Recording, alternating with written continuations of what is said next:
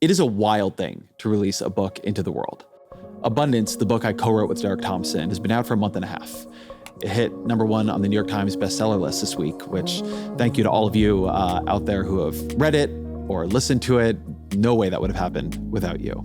It's doing things out there that I never really expected it to do, creating arguments that I didn't see coming, which is amazing. And so I wanted to have on today two people from the left, which is where much more of the pushback than I necessarily saw coming has come from. One from the anti-monopoly left. We clearly have a monopoly problem with Facebook. Zephyr Teachout is a law professor at Fordham University. She has mounted runs for governor, for state attorney general, for Congress, has authored a number of books. And I also wanted to have somebody on from the part of the left that has become obsessed with building, the Green New Deal left. Right. So what I'd like to see is actually a whole new generation of leaders in the Democratic Party running on a real economic vision to counter what the far right is proposing. Saikat Chakrabarti is running for Congress in San Francisco against Nancy Pelosi. He's the president and co-founder of the New Consensus think tank, and he was AOC's first chief of staff. He helped recruit her for Congress and run her campaign. I found this conversation both great about abundance, but also about some of the broader goals, questions, animating impulses and theories of the left as it tries to define itself for this next era.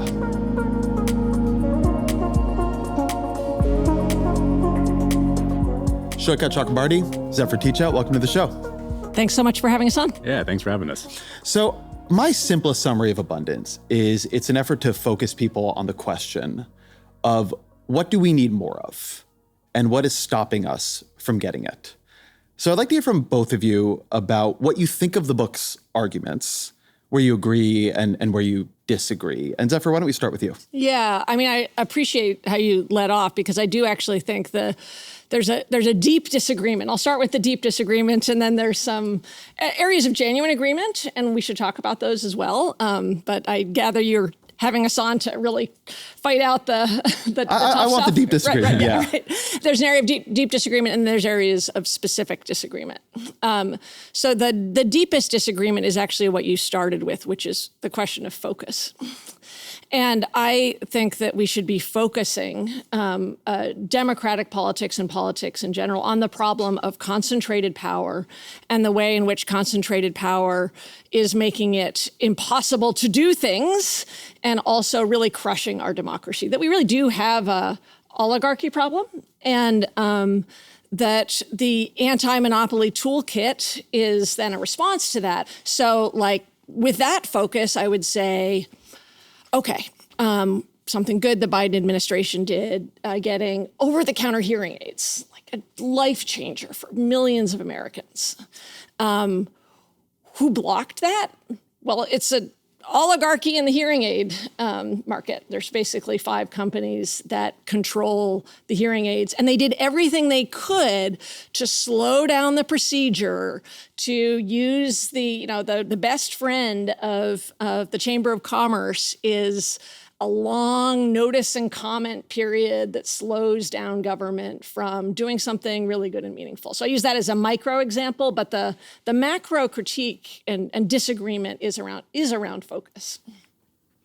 Well, I actually agree with a lot of the goal of abundance. And I think everyone here agrees that America is really stuck, and the specific reasons why we're stuck, I think might be where there's some disagreement or, is broader than just process. But the thing I really want to add to the discussion and the question we've been studying at New Consensus has been, how do countries get unstuck, right? Because if you look at the history of the 20th century, every modern developed nation, most of them liberal democracies, they went through these phases of rapidly transforming their economies and, creating absurd levels of prosperity for pretty much everyone in their society. And, they often did it after these periods of being really stuck. America in the mobilization for World War II, we did after years of stagnation and the Great Depression. And what we've sort of seen is countries seem to do it by pitching the sort of sweeping transformation of the whole economy and then executing at breakneck speed. They flip into this whole other mode of operating that I think is really different than how we operate today in America. And, we've been calling it mission mode at New Consensus, but it's different in 3 really distinct ways. Countries in mission mode, they have this whole other kind of leadership that pops up that doesn't just pitch a mission. They actually follow through and execute. They organize society actively to be a part of it. And really importantly, they capture the national attention. They really make a show of the progress. They call out the heroes, and they use that as political capital to blow through obstacles, whether that's corporate monopolies or process, And the second part is they make comprehensive plans. They don't just pass a bunch of policies and take their hands off the steering wheel. They actually plan for all the things that'll need to happen to make things happen. And they create, the third piece is they create financing and executing institutions. And so America used to have a bunch of these all across our society. During World War II, the largest that we've ever had was one called the Reconstruction Finance Corporation. And the RFC was it wasn't just a public investment bank. It was like a project manager. It would go out and find problems and find bottlenecks and push and actively make sure stuff got done, things got built, do whatever was necessary to just push things along. And we've really tried to find examples of societies that managed to do this kind of broad-based prosperity through iterative, slow reforms. And it's really hard to find a single society that did it. There's something about the scale and speed of a sweeping transformation that creates this momentum, that gives you this escape velocity where these countries finally get the gumption to tackle all these obstacles that are standing in the way of progress. And so that, I think that's the big piece that's missing for how do you actually get past all these obstacles that we're talking about. Oh, this piece is super hard. Yeah, sorry, Zephyr, you want to jump in? I just want to make sure that we keep something I think that is really important, really central, which is democracy. And so, when I'm thinking about examples, and, you've done a lot more research in other countries, but in the United States, obviously we're going to look at FDR, and we aren't going to spend all our time on the New Deal. But we see that for FDR, in the first term, it was more of a top-down vision. Let's just get things done. And he found it didn't work. And the buy-in for that, he needed to bring an anti-monopoly agenda. And, when you and I worked together, I think 8 years ago on visions of the Green New Deal, I think an underappreciated aspect of the Green New Deal is it's not just a technocratic top-down vision. It is very much about a vision of power. I think one of the places where I differ, maybe with your school, is I tend to work backwards from a policy outcome I want to what I think are the obstacles that are getting in the way. Those obstacles are almost always in some way related to some kind of power wielded by someone, some group, but it can change pretty dramatically in different places. So I want to ground this. The single biggest item in virtually every household's budget is the home they live in. It's the rent, it's the mortgage. So there's a new RAND report. It came out after my book was written. It found it costs 4 times as much, more than 4 times actually, per square foot to produce publicly subsidized affordable housing. So the public affordable housing that I think the left supports in California, as it costs to produce a square foot of market rate housing in Texas. This is to both of you. Maybe I'll start with you, Saikat, because you're in California. Why do you think that is? Well, yeah, we have a huge housing shortage in California. I think the process that we use to build housing is crazy. Everyone knows it's not going to build enough housing. We'd have this process in San Francisco where you approve on a parcel by parcel method and a parcel by parcel method to decide which housing gets built. And so that process is a big part of the problem. But I don't actually think it's just going to be process that'll fix it, because what we see is often financing is a problem. Mm-hmm. Yeah. Like last year, a bunch of construction projects in San Francisco got stalled because interest rates went up. So construction loans got very expensive.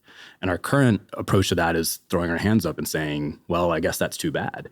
But it's why it's really key that we have public financing institutions to try to make sure this stuff moves along and keeps happening, right? And I think that it's really this all, we can't have just this one solution. There's going to be so many bottlenecks that come in the way. Like, even if we fix the financing, there might be something else that pops up, right? So it's this whole other mindset we really need to get into to try to figure out how to make sure the houses get built.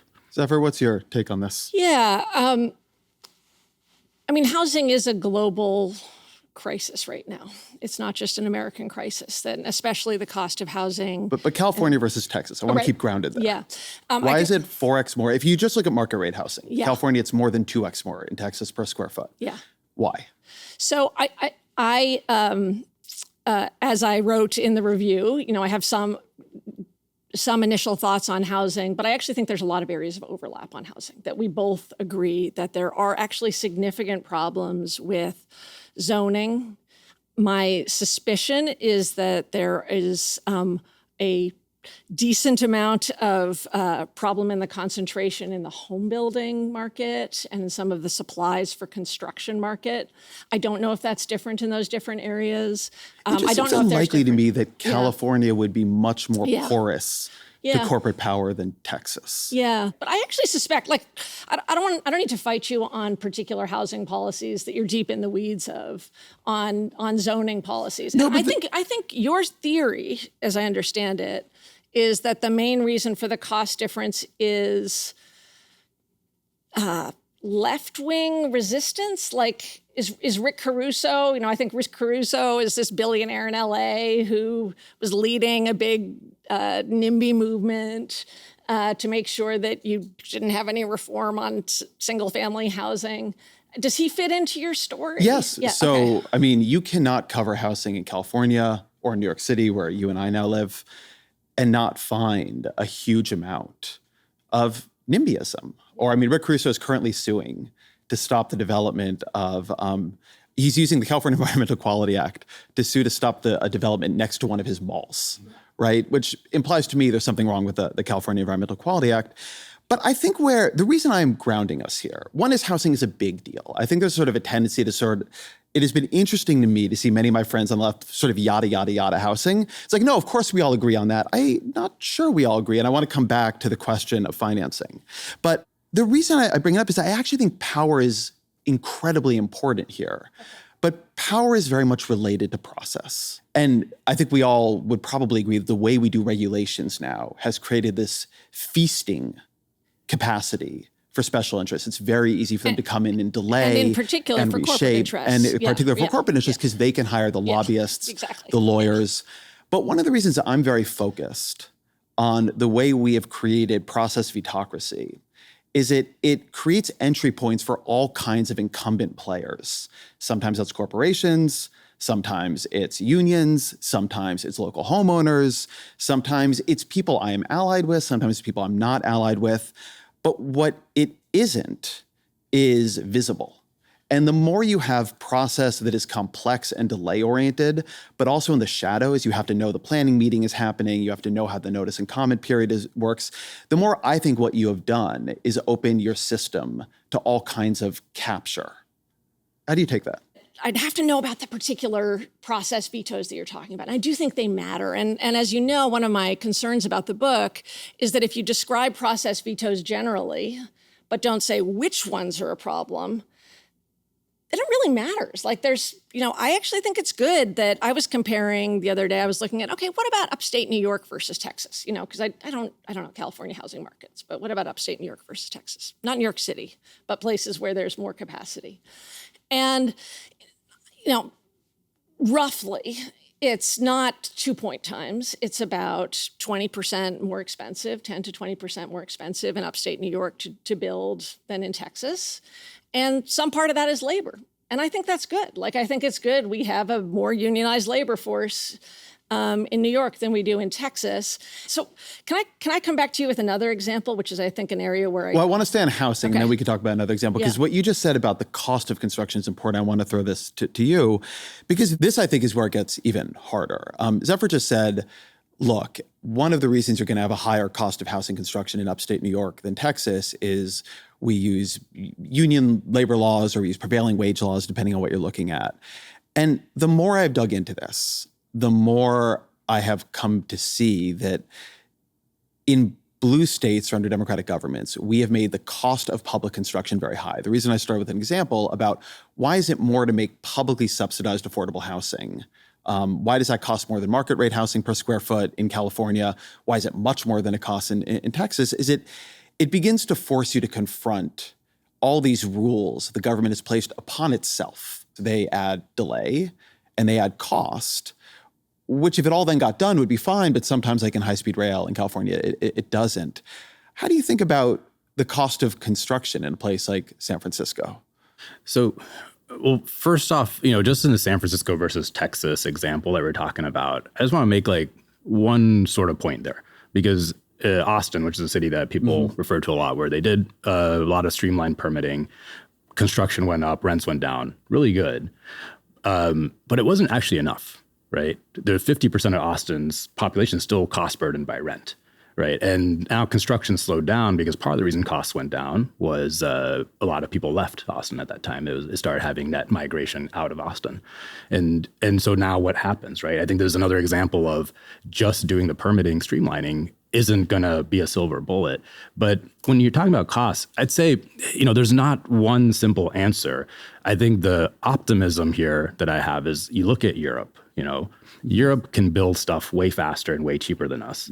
They have a way more unionized labor force. And I think what I wish we had in America, I wish we had large, union bargaining deals in a sectoral way, the way many European countries do, and do this at a society way. I wish we didn't have to, jam all these requirements into legislation because we had actual societal solutions for it. But I think it's possible, and the other thing Europe does is on a lot of these process questions, they empower their agencies to have more empowerment. They have more power to actually make decisions, right? Sometimes we over-index on how much the process is getting in the way, because what you see in a lot of cases is we add process, but stuff still gets built. China in the 1980s, when it was going through massive amounts of development, bringing in American companies, made those companies jump through all kinds of hoops. They had to train up Chinese workers, they had to do joint ventures with Chinese companies. But there's this overall mindset of we actually have to get the stuff done that was different there. I think that's the bigger thing that's missing. It's, even in Europe, they have timelines on how long these environmental reviews can take, right? And in America, I think the bigger thing that's happened is we've let open-ended lawsuits and this general kind of culture of letting things languish forever take over. I think it is underappreciated how differently Europe does government than America. We took a pretty different path from countries that I think we imagine to be similar. And so, people often say, well, of course you can't build subways in New York City. It's a big old city now. But they do it in Paris, which is an older city, right? And I say it in the book, the difference can't be unions, because these countries have higher union density than America does. It is a difference in the way the government acts and approaches. Do you have a view on sort of what the key differences are, but more the point why America and Europe took such different pathways in the back half of the 20th century? My theory for why America and Europe kind of ended up differently is Europe actually did their post-war boom and all that development in a more democratic way than we did. We had this Robert Moses era, where we didn't get a lot of public buy-in. We did, demolish a bunch of communities, and then we got the backlash, and now we can't build for 50 years, right? Whereas Europe, I think, took more of an approach of trying to bring society in through this development.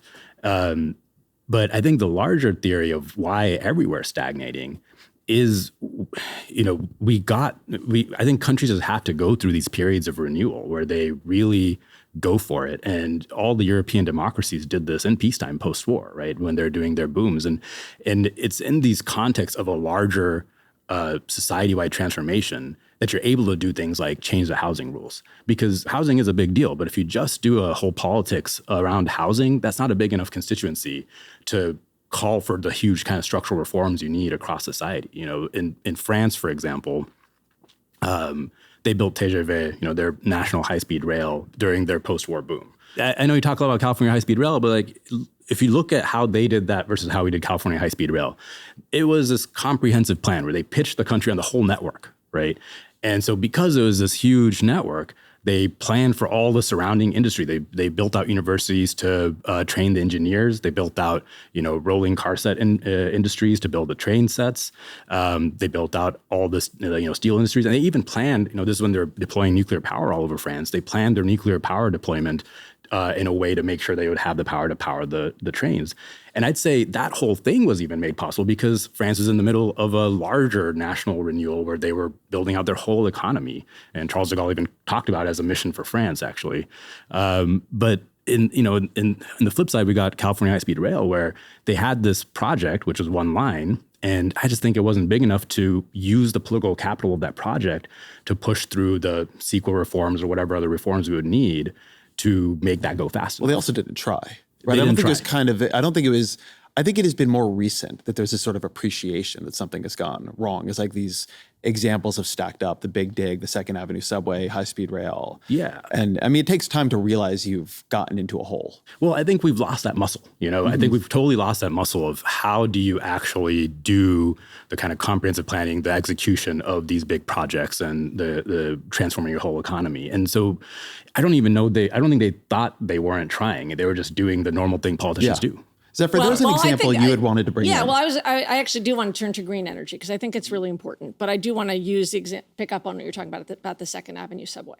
And as you point out, Ezra, it's not because of labor costs, because comparable projects have similar labor costs in Europe. And there, I don't think you can look at what has happened in New York public transit, subway, and real estate without telling a story of money and politics. Like one of the big differences between the United States and Europe during the period you're talking about is that we said we allowed for unlimited campaign spending. We basically made the job of politicians to be a fundraising job.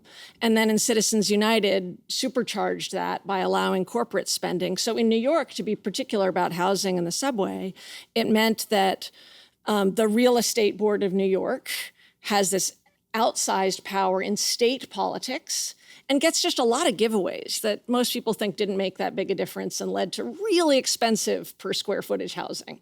So that sort of occupied the space on housing. And then it led to New York's state government under Andrew Cuomo first starving the subway. So then it had to spend all its money doing fixes that would have been much cheaper to fix earlier. So, and something that I do think you point out in the book, which is they also starved state capacity. Mm-hmm. They really said, let's consult everything out and pay big consultants.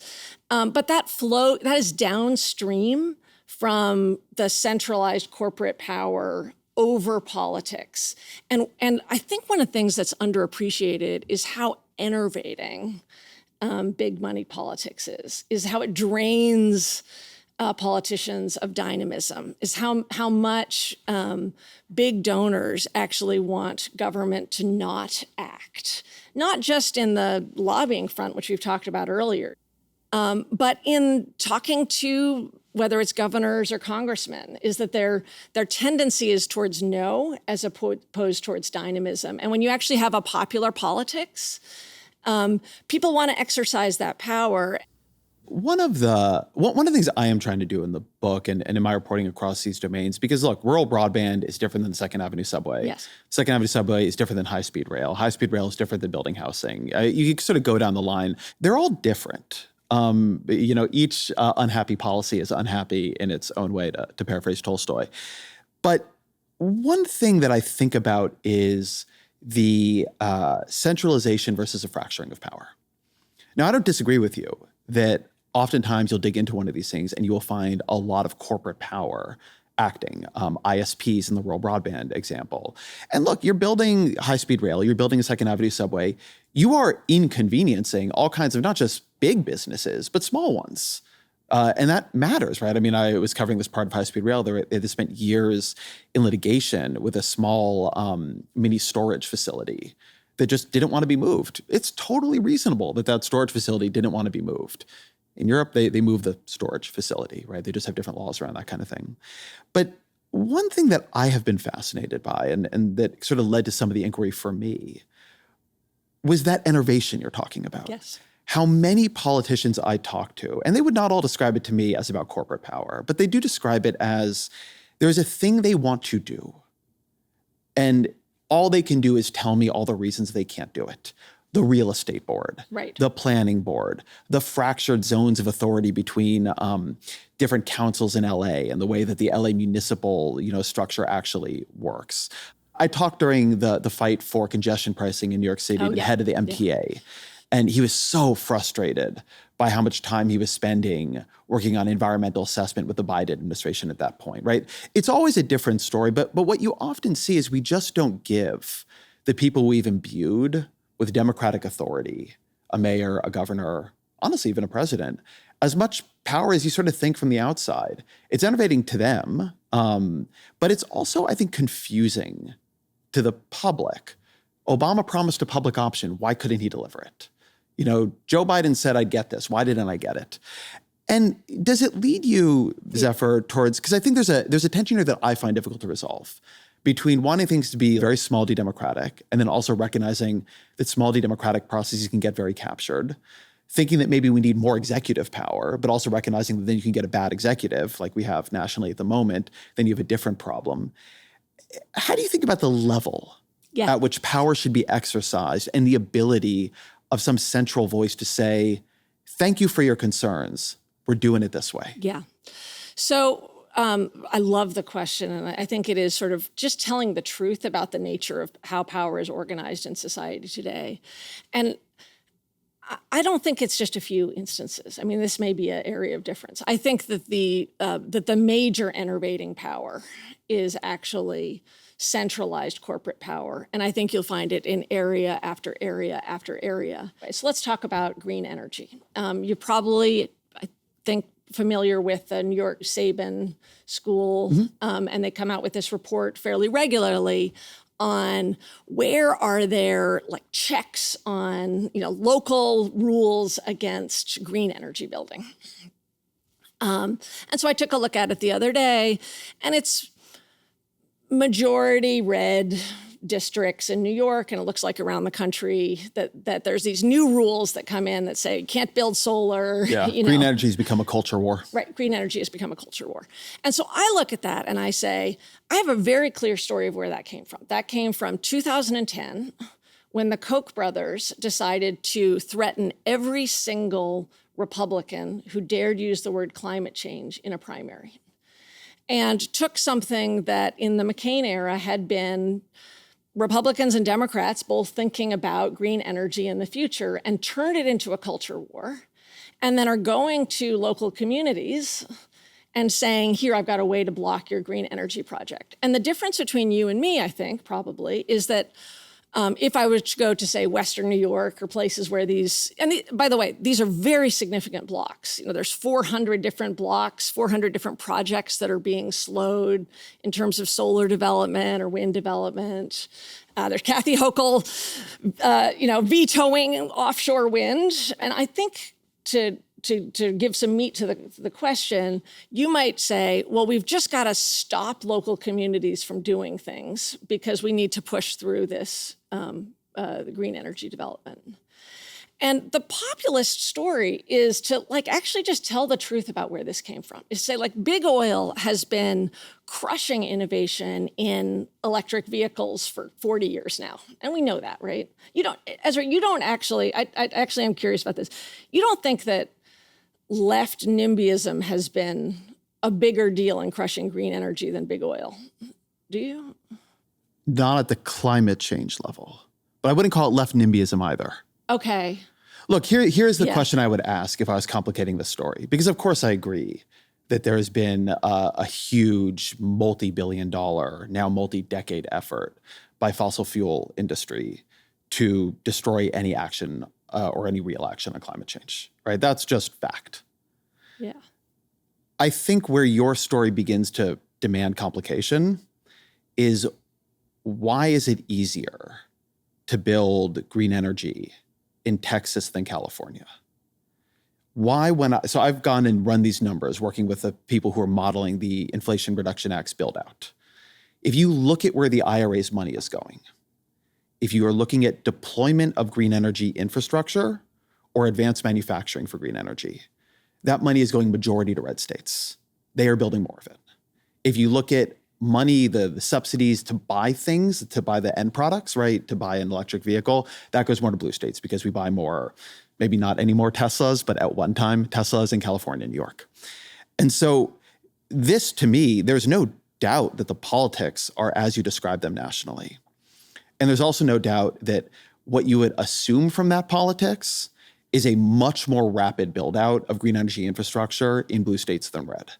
And that is not what we see. I say this in the introduction to the book, this book is not aimed at the right because they don't share my goal on decarbonization. But then trying to understand why Texas and Georgia have been such incredible success stories from the perspective of the IRA, and a bunch of the states that are much more aligned with its politics have been much more difficult. that then requires some untangling. And Saikat, you focus very much on this. I'm curious how you think about that.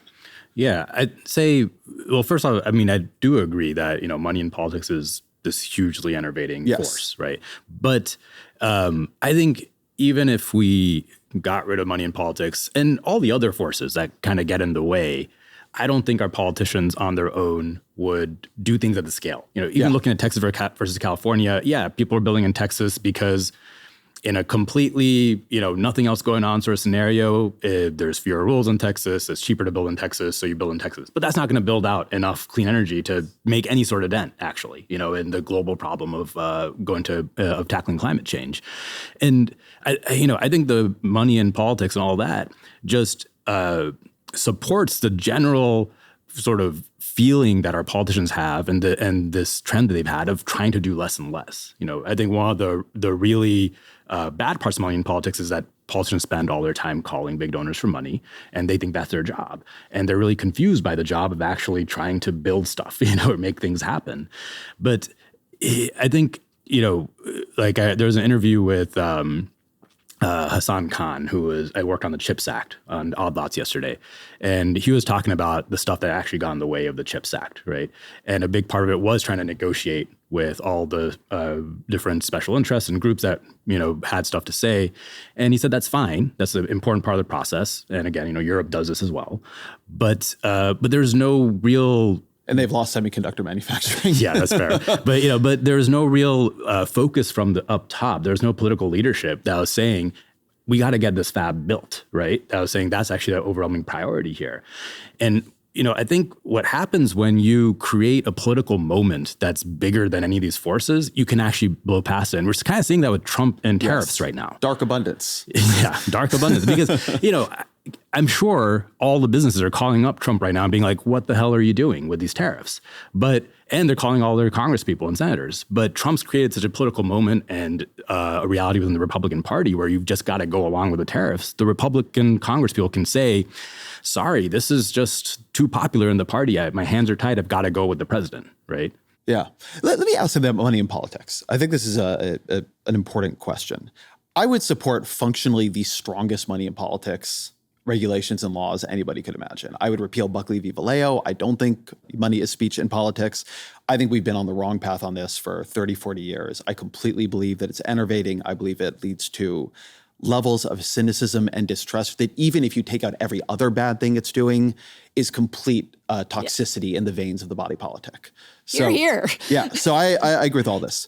I also think when I look at individual issues, when we say money in politics, when we say corporate power, when we say concentrated power, we make a fractious plural into a singular. Money in politics often lines up on many different sides of an issue. So I was having a conversation recently with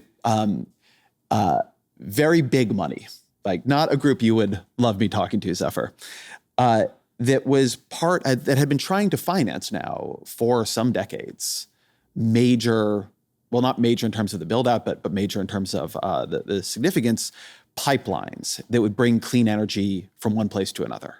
I'm not aligned with them on everything, but I'm aligned with them on building these pipelines because we got to get this power from the place where we are generating it as clean power to where we can power homes in, New York City. I want it to happen, and it has been decades. And that's a very common story on transmission lines. On transmission lines, these are built by private companies. They are financed privately for the most part. These companies want this to happen. They end up facing a lot of other fights. Now, some of those fights on the other side are also money. Some of them, sometimes are even fossil fuel interests. But it's not just one thing. I think something I have come to believe is that, and this is maybe more sort of Saikat's perspective, that over time we just sort of flipped the default. We flipped the default to make it easier to veto, easier to stop than to create. Now that empowers money that wants to stop and makes it hard for money that wants to create. It empowers groups that want to stop and makes it hard for groups that want to create. To me, it's not that money should be in politics, but as a sort of monocausal explanation, money is often on many different sides of a political fight, including climate change. The entire theory of the IRA is leveraging private dollars to build a huge green energy infrastructure build out, right? We are trying to align the markets alongside a political vision. Do you agree with the premise that in any given instance, money is often fractious. It's not one thing or trying to achieve one thing. Some of it may be on the side of a project you like, some of it against. What I believe is that we should not have centralized corporate power governing our system, that there is a real threat. Okay, but in any given instance, I don't want to just be on the abstract level. I'm not. And what that means is that I don't think it's good to have oligarchs fighting each other, and that a system of like two oligarchs being on a different side of a thing is still a deeply broken system, and that we should recognize that brokenness. And the example I would use is, from the left, think of the oligarchs we were embracing in just 8 years ago. Jeff Bezos, Zuckerberg, that we're aligned with them on this, so we should stay aligned with them and make sure we actually, the Democratic Party building up their power in order to, in that case, take on Donald Trump. But the truth is that if you engage in enhancing the political power of oligarchs because you have a short-term alignment on an issue, it will end up actually degrading the political process over time. I don't believe, even if I would like to get money out of politics, we're going to get money out of politics in a full-on way and end oligarchy on the pace we need to decarbonize. We have to build things in the next couple of years. Donald Trump is now the biggest problem with this, but nevertheless, even if Kamala Harris had won the election, we would still be in this condition. The theory you offered earlier was that money slows politics down. Yes. And what I am saying, what I've seen in many things I have covered, money sometimes wants to speed things up. It sometimes wants to slow it down. It sometimes wants to build. It sometimes doesn't. There are developers that want to build housing. There are other moneyed interests that maybe don't, right? Rick Caruso next to his mall. And so that there's something here that it's not just the fault of money in politics, because there's money on all sides of the issues, that there's something else going on, that if we want to be able to build these things fast, we're going to have to take it at a systemic level, and the interests around that are going to be fractious and not unified. We have to make choices. So the deep difference is, I believe, in fact, what I care about so much is I believe in the future. I believe in dynamism. I believe in a country in which people's full selves are brought to bear. I believe in a far more equal country where we actually stand up for working people. And I believe that in order to stand up for working people, we need a dynamic country. And I absolutely believe that the biggest block to that is centralized power. And that in individual fights, you can say, I think this moment of centralized power might force things through, but will fundamentally lead to highly concentrated, top-down, calcified power in the long term. And the example I want to use, you and I first met over 20 years ago when I was working for Howard Dean. And I was living in a flop house in Vermont. Yes. And I don't blame Howard for this because I don't think he even knew about it, right? We wanted to put out a new, here we are, a new dynamic campaign. We wanted to put out a new open source policy. And somebody's like, just run it by the general counsel of Microsoft, right, first. And I was new to politics. I was totally shocked, right? That is a veto. That is a slowing down. That that's a slowing down in that particular campaign. Those little veto points are happening in every congressional campaign, in every state house, and it's that kind of veto. So you bring in, one of our problems on the left is we said, let's align with the big money, like the Reid Hoffmans. And then Reid Hoffmans basically says, we can't have Lena Khan's dynamic use of government. She's somebody you would love. She was willing to break eggs to get things done, to cut through the bureaucracy to actually achieve things. And you have Reid Hoffman and other big, wealthy tech billionaires saying, we are a veto point because of big money. You can't talk about those dynamic things, in the campaign. Maybe you should get rid of Lena Khan. So I think you're undervaluing what happens when you actually embrace big power for individual projects. They become veto power. They become significant veto power elsewhere. So Saikat, this makes me think about your leadership point. One of the things I've observed covering a lot of fights in Washington, I would say over time, the leadership of the Democratic Party became less and less willing to offend almost anybody who it considered in its coalition. Its coalition was vast, right? Its coalition stretching from Reid Hoffman and the general counsel of Microsoft on the one side to all kinds of like environmental justice groups on the other side. And I'm not saying literally no one ever got offended, but as I sort of like watched the procession from like the Obama era to the sort of Hillary Clinton campaign to the Biden-Harris era, and saw this in Congress too, it felt like as a matter of the governance culture, it wanted to run everything by everybody. And not literally anybody getting upset was an emergency, but the leadership became less and less tolerant of anybody being upset. Everybody had to get a little bit. You were in Congress. You helped. You ran AOC's first campaign, so you were part of the "Let's Piss People Off" caucus. I'm curious, one, if what I just said feels true to you, and two, what your sort of account of it is, like what you saw from it, and what you think is behind that culture, which seems much more dominant now on the left than on the like break every single egg of the global economy, right? Yeah, I think there's, it's not just about not pissing people off. I think it's a complete abdication of responsibility of leading. I think it's a lack of realizing that we need new ideas and we need an actual vision for how to do stuff. And in the Democratic Party, because it's not just, groups on the left. Like I went to a training when I was in Congress that was a training on how to get ideas from corporate lobbyists, right? I tweeted about it and I pissed off some people. But it's really hard to push new ideas. What did they tell you in that training? How do you get ideas? It was very matter of fact. Don't they come to you? I would have assumed they come to you with ideas. They do come to you, but in the training, it was like, if you're writing a bill, here are the people you can contact to get expertise, right? Similar to what you encountered in the Dean campaign. And, I think it's this complete abdication of responsibility of your role to actually put out solutions that'll solve real problems. Like the culture is more, we'll figure out ideas from everybody that's around us and kind of cobble it together into this Frankenstein monster. In general, like the pipeline example you brought up is a really interesting one, right? Because I think when you abdicate responsibility from actually pushing for new ideas and solutions, what you're saying is the interest groups, which I think often, as you're pointing out, Zephyr, are the big corporate interests, they're going to fight it out. So in the case of the pipelines you're talking about, I'm sure there's interest groups on both sides. So 20 years later, we'll come to some resolution. But in the case of natural gas pipelines, we streamlined all that, right? We put permitting under FERC. We made it happen super fast. We have 3 million miles of natural gas pipeline in this country right now. We built it super fast because there wasn't really an opposing, a big enough opposing interest group.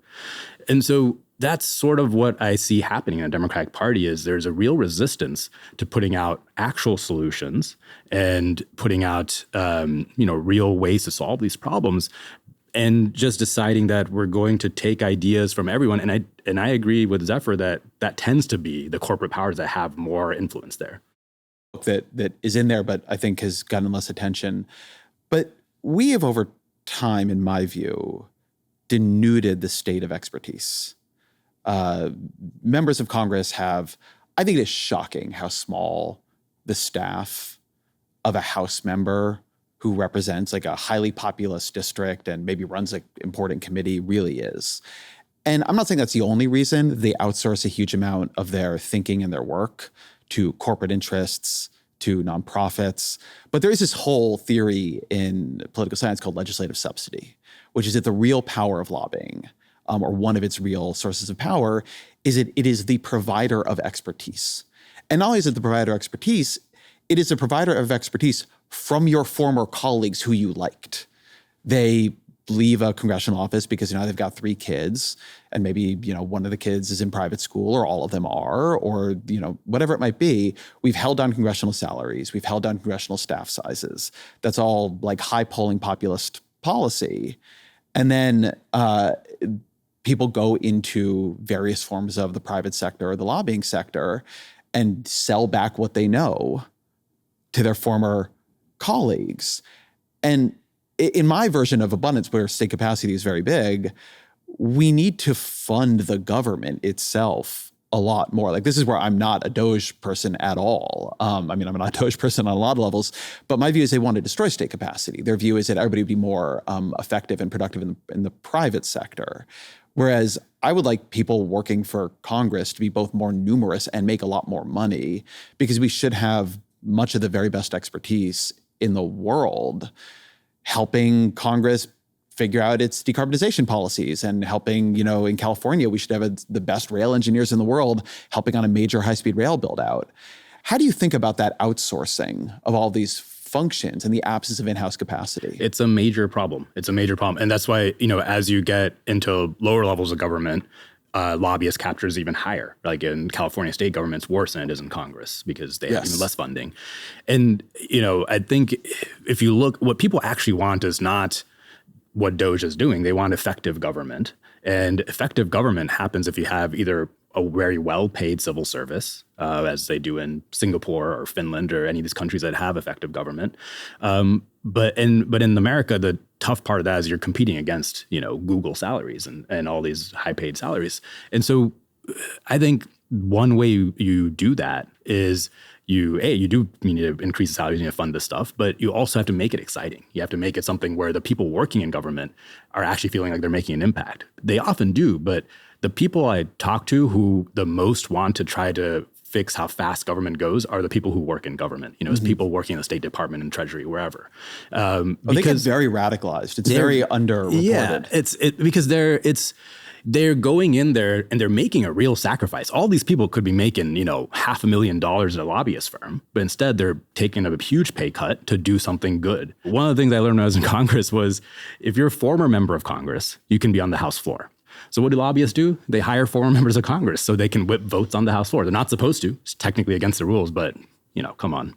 How do you think about this question? First of all, I think it's huge. And I think the examples you use of like, we're just outsourcing this thinned state, this sort of thinned and enervated state is a very significant problem. And I just want to use some counterexamples about a direction we can go, which may help you understand sort of why I think there's such possibility in the anti-monopoly movement. Because a lot of what happened in the anti-monopoly movement is we started actually learning how business actually works. Like, we're learning how the John Deere actually limits repairs, returning to the center of democratic politics, an understanding of like what happens with inhalers, what happens with fire trucks, what happens with the franchise system, asking a set of questions that frankly we didn't ask for 30 years. Like, what is happening in the vast bulk of the American economy? What is life like for working people on a day-to-day level? What is life like for a farmer? And so some of the areas where you saw the most active government in the Biden administration, and Biden administration was not coherent on this, right? Like, there's different departments. You saw Pete Buttigieg, who came in, was willing to, break some eggs, get things done, stopped the first airline merger in 30 years, really got into the weeds of how transportation supply chains work. And we had the most successful air transit summer, in years in 2024, like an effective, dynamic. And everything's been going great with air travel ever since. But I think he did a great job. Yes, it's not Pete Buttigieg's fault. Yeah, right. I think he did a great job with the DOT. And so what I want to say is its capacity, its desire, its drive. I think the drive comes from a vision that you are standing up for working people against the big airlines. Like, that is actually a motivating drive, and it's a politically motivating drive. But the kind of expertise we want matters. It's not just expertise generally. It's, I think, where the Democratic Party really should go is understanding how did we allow the greatest geographic inequality in American history in the last 20 years, where places like Utica, New York are totally left behind. Like, that's weird and strange, and we should treat it like weird and strange. How did we allow diapers to get so expensive when we should have, like real innovations in eco diapers instead of just this kind of incredibly expensive price gouging, frankly, during the pandemic. Real expertise in the nature of business. And I think sometimes people think of anti-monopoly as anti-business, and we're like, no, we're the first pro-business real movement in a long time. It's not the choke point businesses that, like you note in other contexts. The problem of choke points is they enervate. Like, why even bother make a new eco diaper if you're just going to get crushed? Yeah, and that's a really important point, because if we actually embark on these big missions and make it exciting enough to be in government, we don't want to just be anti-people who know how to do stuff. Like when we did the World War II mobilization, the guy who ran a big part of it was this guy, Bill Knudsen, who was actually the CEO of GM, right? But he had come up as an engineer, through the factory floor. He understood how that whole economy worked. And that was why we were able to organize all the other CEOs and the entire economy to do the war production. Previously, FDR almost hired like a banker, who did the World War I mobilization, which wasn't as good. And that guy said, no, you got to get someone who actually knows this stuff. And we need to have people like that now. And unfortunately, Elon Musk is now going and just destroying government, but we need a Bill Knudsen today. I feel like the left has developed a very complicated relationship with expertise from the business world. So on the one hand, some of the people who I think are the heroes of this era and this movement, Gary Gensler, say, who was a high-up banker before he became a regulator, obviously come from the worlds that they now regulate or that they oversee. And of course, those worlds have people with incredible expertise. I mean, there's a granularity to how every industry works that is very, very hard to attain from the outside. And on the other hand, I will often see nominations attacked or tried to be scalded because the person worked in the corporate world. I talk to people who leave Democratic administrations now, and they become very, very nervous about where they work because they fear that if they work in X place, they can't come back in a future administration. And I feel like there has not emerged a clear criteria for this is the kind of person we're willing to hire, this is the kind of person we're not. This is when corporate experience is a good thing, this is when it's not. And so it sort of like pushed a lot of people into the nonprofit world. And there's nothing wrong with the nonprofit world. Many of my dearest friends work in the nonprofit world. But I'd be curious to hear you talk about this, Zephyr, because there are all these projects, like the Revolving Door Project, that basically sort of say, look, this person worked at this place, they've been involved in this thing, and we think that makes them suspicious.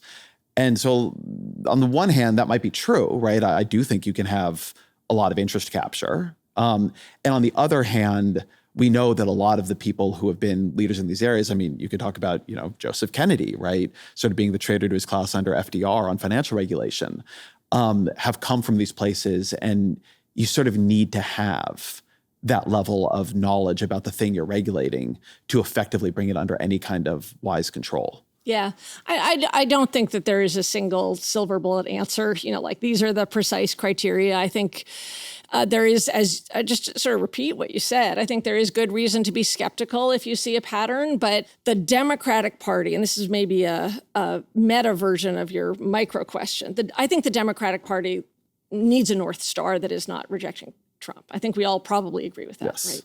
Right? And I think the North Star should be standing up to monopolistic middlemen that are crushing people's wages, raising their prices, and stopping innovation in a dynamic society. And those who want to come in to join that North Star, we should welcome with open arms.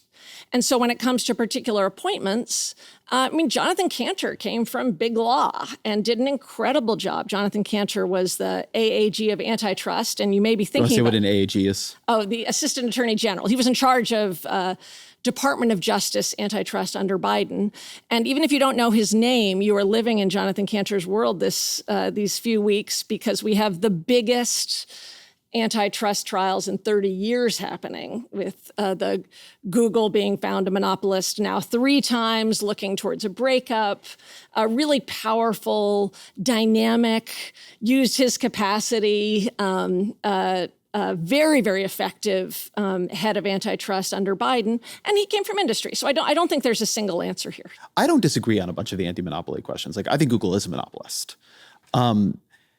What problems can't be solved by the North Star being corporate concentration and anti-monopoly, right? Like, I have a lot of skepticism that's the problem in the housing market. I have skepticism that's actually the problem in the energy market. But we might disagree on some of these, but what can't be, right? I think my critique sometimes of what I hear is not so much that I disagree with it, but that I disagree about that it will solve as many problems as is being claimed. Yeah, no, but I don't. What really worries you that you just don't think this particular frame answers? I don't think that anti-monopoly can solve significant problems of racism in this country. I don't think anti-monopoly can solve toxins in our water, although I think there's an anti-monopoly. I immediately am like, yeah, but there's an anti-monopoly component right there. And having said that, right, there's a reason that Frederick Douglass and Du Bois were so concerned about monopoly power. Like there is a... Stay on what I can't solve for a minute. Try to live in that world. Right. So maybe what I would ask then, so what I ask as an anti-monopolist, and anti-monopoly isn't antitrust. I hope you know that. Antitrust, I do know that. Yeah, right, yeah. Anti-monopoly is much more about power than antitrust. Yeah, right. That's it. And that I understand. I mean, you said this very clear at the beginning, but I understand your goal as being a fundamental rebalancing of social power. Yeah, it's a democracy vision. It's a fundamental rebalancing of social power. Because if Steve Tellis right here, a political scientist, he would say that people in your movement are very focused on one kind of power, but not many, many other kinds of power, that you can break corporate power and you have all kinds of other minoritarian institutions operating at every single level of government. There's a great law paper by David Schleicher recently about the law of the gentry and the triumph of the law of the gentry in property law. Like local governments exercise power, unions exercise power. There's a million kinds of power exercised at every level of society. And I think the argument some other people make, even if they agree on some of the anti-monopoly sides, would say, that doesn't get you to democracy. You can have low levels of corporate concentration, or at least acceptable levels of corporate concentration, and have unwise power used in all kinds of other ways. Indeed, in the post-FDR period, I don't think anybody would say we were a perfect democracy. Power was exercised in horrific ways in the American South, right? You just said it doesn't solve racism. So that's the only place where I wouldn't say anti-monopoly is synonymous with democracy. I think for 40 years, we stopped, to use your phrase, bottleneck detective. We basically stopped asking the power question. And there, just a little bit of history here, there was this big movement, which both Republicans and Democrats got on board with. I mean, I think some of the questions, if there are good ideas that come from Republican areas, I think we should take them. I don't think it's a left-right issue, right? But they got on board with this idea that we should just focus on outputs and not on power. And so that's part of the reason you hear some resistance from the anti-monopolists to your vision. And I guess I would challenge to say, what the anti-monopoly movement has started to do is started to investigate in areas where you wouldn't necessarily guess that in the Kroger-Albertsons merger, that pharmacists would be on fire about it and be the biggest opponents, that they would see the joining of two big grocery stores as a fundamental threat. But once you start asking the power question, then pharmacists come out of the woodwork and say, yeah, this is killing us. We're getting starved by this. And so it's not to say that it answers every question, but that it is in far more areas than what you think, that the loss of our looking at questions of power was probably one of the biggest losses. And so I think, one, sure, there are areas that can't be solved by that, but there's far more areas that surprise even me today that actually have a power component and a power bottleneck. Let me ask you about something you brought up a while ago that I had sort of turned to be a cost of construction question. But one thing we used to do more of, that other countries do much more of than we do, is public financing. And that's been a big part of the work being done by your group at New Consensus. Talk a little bit about what public financing can do. And sort of as Zephyr was saying, we lost a certain set of tools in the toolkit. But more than that, we lost a certain set of lenses for analyzing problems in society. When you focus there on things like a Reconstruction Finance Corporation for a modern era or more public infrastructure banks, what analytically did we stop seeing that you're trying to restore? And then what would things like this actually do that is not being done? The thing that we've sort of lost is a little bigger than just public financing. It's sort of public institutions that proactively go out and make stuff happen. We have a little bit of this now. We have it with DARPA, on sort of research and development projects. And that's kind of public financing as well of those kinds of projects. But we've lost it for the entire sector of creating industries and creating infrastructure. And, there was a loan program at the DOE that the IRA funded for clean energy projects that Jigar Shah ran. It's a great program, but it's a wait and see approach, right? So people apply for loans for projects they want to do. But there's all kinds of projects that just aren't happening. Like right now, a big bottleneck to expanding electric grids is transformer shortage, because we only have a few companies that make transformers. And we only have one company that makes electric steel that we need for transformers. And no one's popping up to make new electric steel companies. So, what I'm imagining is something like the RFC today would go out and try to push those companies to expand. If they don't expand, the Reconstruction Finance Corporation would push them to expand production. If they don't do it, fund startups. And if they don't do it, put up state-owned corporations, right? And this is what China does. This is exactly what China does. China got these ideas from us. Yeah. This was what we used to do. And, other countries in Europe have versions of this. And it's key to note that it's not just like this one institution, if we put it in, it's going to fix everything. Germany has all kinds of financing mechanisms. They have agricultural co-op banks. They have this whole range of financing for small and medium manufacturing in the country. And that's held up a lot of their economy. And in China is similar. They have these big industrial banks that fund all kinds of projects. But it's really just this proactive nature of finding projects that are getting in the way of progress and then making sure those things get built. And how much at the level of leadership or ideology to you is the loss of that? People talk about neoliberalism, and I think neoliberalism is a very complex and weird and abused term. But one thing I believe, we write this in the book, is that Democrats stopped intervening on the production side of the economy. They more or less began to trust the market. Maybe you had to put some rules on the market. Maybe you had to put some curbs on the market. But the idea that you were going to intervene to do things the market wasn't going to do, or create markets for things that needed to happen that weren't happening, it fell out of favor, not in the sense that it would be desirable, but in the sense that it was even possible. The view is that the government will fail, right? If it tries to do this, industrial policy fails when you try it. That picking winners and losers is always the line, fails when you do it. Then obviously over there came China. And I think that changed the intellectual side of this. But how do you see what happened there, both ideologically and when you look at where the leadership of the party is now, do you see it changing? I think that is the big part of the story. The major part of the story is, after the New Deal, and there's a great book called Invisible Hands by Kim Phillips-Fein, where she really details the push of that ideology over 40 years, a long-term plan. And, I think that's why even when presidents came in wanting to do a little bit more, Obama, I forget which book, but there's some book where Obama actually said after a session, shouldn't we do our moonshot project now? But he was surrounded by people who was like, no. That's, obviously, we shouldn't be doing that. When they're talking about the... Well, they tried some, right? High-speed rail, smart grid, electronic health records. I always think about those as being the big signature moonshots of the Recovery Act. And none of them actually happened. And they were so tiny. I think that was part of the problem. In the context of the larger economy, you can't just say one little high-speed rail line, right? And they did. They also funded Solyndra and Tesla, as you point out in the book, right? But they only wanted to do those two projects, and they just focused on the failure of Solyndra rather than the huge success of Tesla. Well, that guarantee program funded more than just those two. Yeah, but those are the big ones. Those are the big ones. And everybody knows Solyndra. This to me, I was thinking about this. I did this show with Tom Friedman recently about China. And one of the ways I think Republicans specifically, but then in response, Democrats also, have really hindered government is by becoming too afraid of failure. And the feeling that if you loan money to something that goes belly up, if you fund a grant for science, it can sound funny if somebody says it at a speech.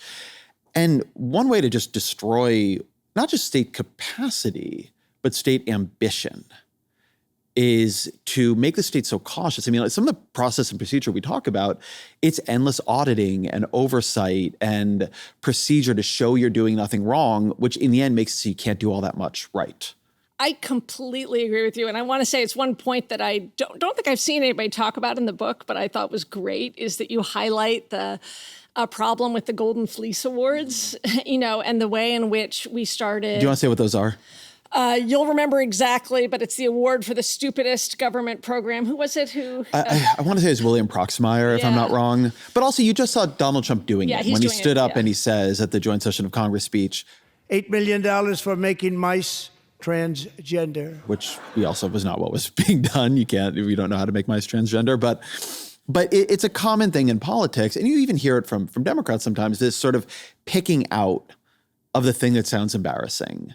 And then what you do is you terrify agencies because they don't want to be the ones blamed for an embarrassing sounding thing. Absolutely. And when you look at, little things like, not little things, big local things, I should say, really important local things like the Second Avenue subway and procurement, the way in which, it's the way in which I think we've got corruption all wrong. We're really focused on this massive compliance regime instead of focused on the big corruption issues as opposed to little corruption issues. But I think you're right. And I think that does take a cultural change to be willing to accept failure. A program that I think really worked was the Paycheck Protection Program. Yep. And the Paycheck Protection Program has gotten beaten up by so many different people by finding, the examples of fraud. And there was a lot of fraud. And there was fraud. And it was worth it. It was absolutely worth it to support businesses around the country, to keep them open during COVID. It was worth it for the workers, for those businesses. In order to do great things, you do actually have to do things wrong sometimes. And I really loved that point in the book. Well, let me go back to this point about corruption and what you said about the Paycheck Protection Act, because one thing you see with the Paycheck Protection Act, with unemployment insurance in that period, and this comes up a lot, when there is a agreed upon crisis, the government will throw out a bunch of its normal rules and procedures and act really fast. So I tell a story in the book about Josh Shapiro's rebuild of the I-95. This bridge collapses after a fire beneath it when a truck overturns. It's a crucial transportation artery on the Northeast Corridor. And he declares an emergency declaration and uses union labor, by the way, right? Doesn't throw everything overboard. But I talked to the transportation lead in Pennsylvania about the project, and I was saying, okay, how would this have gone normally? He said, well, just doing the contracting rules that we normally go through would have taken 12 to 24 months on the design proposals and the sort of contracting, bidding process and so on. Then I was on Gavin Newsom's podcast, and with just a funny sentence, and he was saying, well, you focused on that, but we did one of those projects in 9 days here under emergency declarations. And I had a different conversation with Wes Moore in Maryland. It's like, and they did this, I forget, I think it was a port, but they had another big emergency declaration project. And there are these, and I began to think about this question. If every Democratic governor I talked to is so proud of what they did under emergency declaration, where they were able to wipe out a bunch of rules, that you can track them back and why they made sense. The way they did the bridge project, the I-95 project, so quickly in Pennsylvania, was there happened to be two contractors working on that portion of the I-95 that day. And when the emergency declaration was made, the transportation secretary basically pulled both of them off of their current projects and said, you're doing this now. And they were on the project, as he said to me, like the moment the fire department released the scene. And on the one hand, that's something to be proud of. And on the other hand, you completely understand how if the way we give out contracts is the transportation secretary just says you, like that's an incredible avenue for corruption. But I'd be curious, as somebody who studied corruption a lot, how you think about this, because we've created such slowness in our efforts to root out patronage and corruption. I'm not sure we have rooted out the patronage and corruption, but we've definitely created the slowness. Something seems wrong here in the equilibrium. I'll just repeat, I guess, what I said before, which is I think we focused on the wrong kind of corruption, right? So that what you want is systems where there are lots of contractors and there is competitive bidding. So it actually really matters that there's lots of contractors. That's an anti-monopoly issue, by the way, right? And then when you have those lots of contractors, and then you want systems that don't reward inside deals like campaign finance deals. But I think that we've thought we can root out corruption by doing micro checklist as opposed to looking at structures and systems, and that we should look at structures and systems of power as the big defenses against corrupt systems, as opposed to the checklist. I mean, we need some checklist, by the way. Like those checklists. Yeah, you can't have no right? rules. Right, you can't have no rules. And I do think that there's some innovative things happening with procurement, but as I understand, there is a real issue with only a few suppliers. Like there is and that is one of the big that's one of the big corruption risks that we don't deal with through checklist compliance. You deal with through making sure there's more suppliers. This goes, Saikat, I think, to your idea of mission-driven politics, that there are these periods when we agree on a mission. Usually it's a war, but not that long ago it was a pandemic. It's raised for me this ongoing question of, on the one hand, you don't want everything done under an emergency declaration. Your normal rules should be good rules. And on the other hand, I've had sort of the same question I think that you're raising. I'd be curious what you've concluded about it, which is, how do you snap the system into more of a different mode? I feel like Donald Trump has come in and shown you can do it through will. I mean, I'm not happy about what he's doing or why he's doing it, but the boundaries that everybody else seemed to respect seem to have been norms, right?